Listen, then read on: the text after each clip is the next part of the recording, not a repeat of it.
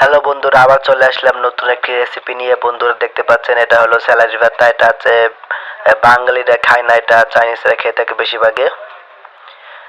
বন্ধুরা, এটা ধুয়ে সুন্দরভাবে কুচি কুচি করে কেটে নিলাম। তার সাথে নিয়েছি আজকে গরুর মাংস সুন্দর কিমা করে। এখন কড়াইতে এটা ভেজে নিয়ে হালকা উঠিয়ে নিয়েছি।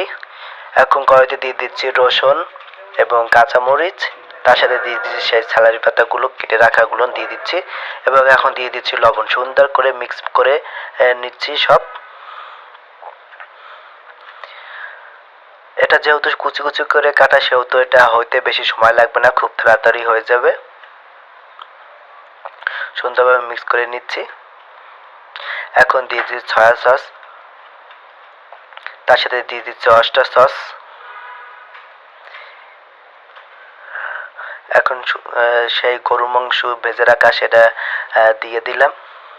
এখন সুন্দরভাবে এটা মিক্স করে নিচ্ছি।